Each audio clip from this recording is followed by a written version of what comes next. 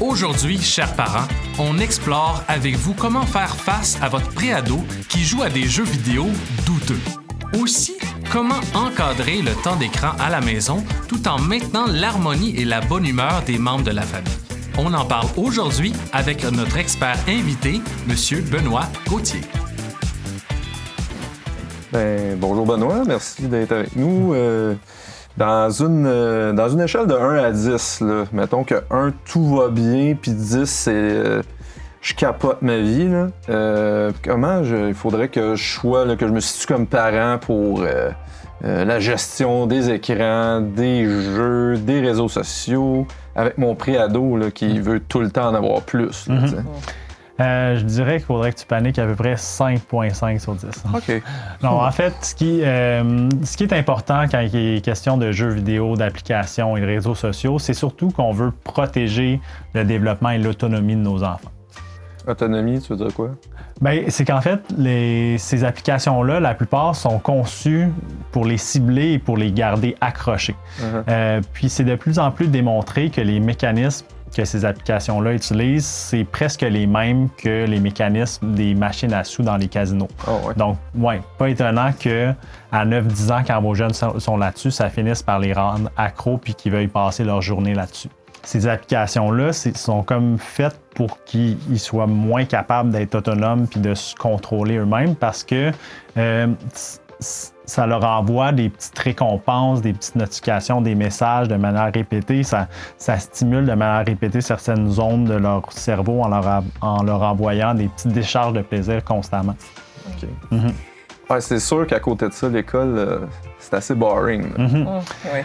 Oui, c'est ça. En fait, c'est que ce soit l'école, les devoirs, les tâches à la maison, jouer dehors ou même juste jaser et interagir, tout ça demande généralement des efforts. Tout ça devient moins motivant à côté des applications dans lesquelles ils sont habitués à recevoir plein de petites récompenses, de petites décharges de plaisir sans faire d'efforts. Les petites décharges de plaisir répétées qu'ils reçoivent sur les applications, ça les met dans un état de dépendance et d'anxiété dans lequel la seule manière de se sentir apaisé, c'est d'en avoir toujours plus. Mais qu'est-ce que tu veux dire par anxiété? Bien, en fait, c'est que sur ces applications-là, les jeunes sont souvent exposés à des contenus plus ou moins appropriés pour leur âge. Par exemple, à des corps irréalistes, à des modes de vie irréalistes. Puis ça les amène constamment à se comparer, puis éventuellement, ça peut causer des problèmes d'estime de soi. Mais là, Benoît, est-ce que tu veux nous faire paniquer ou bien est-ce que tu as des trucs pour nous? Non, je suis pas juste là pour vous faire paniquer. Oui, j'ai quelques trucs à vous donner. Merci.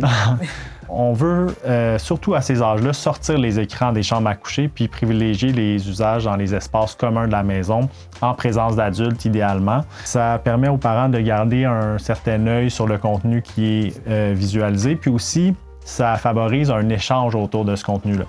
Puis aussi, même si les appareils portables comme la tablette ou le téléphone cellulaire sont très populaires puis il y a une certaine pression sociale pour que les enfants en aient, c'est pas quelque chose qu'on conseille particulièrement parce que, justement, vu que c'est portable, c'est plus difficile à gérer.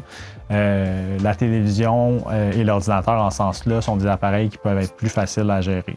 Ouais, bonne chance de traîner ta télé de 52 pouces dans le parc. Là. Effectivement, c'est plus difficile à traîner.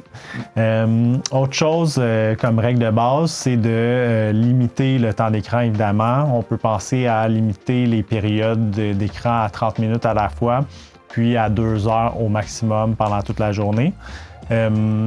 Puis également, c'est sûr que les films en famille, ça peut être une exception à ces règles-là. Les devoirs sur écran également. Puis aussi, établissez clairement des périodes sans écran pendant la journée. Des bons exemples de ça, c'est le matin avant d'aller à l'école, avant les devoirs, pendant les repas et aussi 1 heure avant le coucher. Je fais pas comme ça du tout, moi. Donc aussi, gênez-vous pas pour interdire des applications que vous jugez inappropriées, même si c'est des applications populaires comme TikTok ou Fortnite.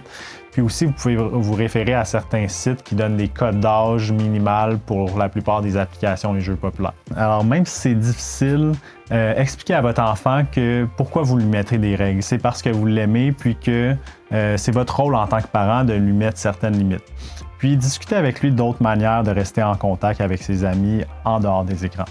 On peut-tu te louer que tu viennes à la maison y parler?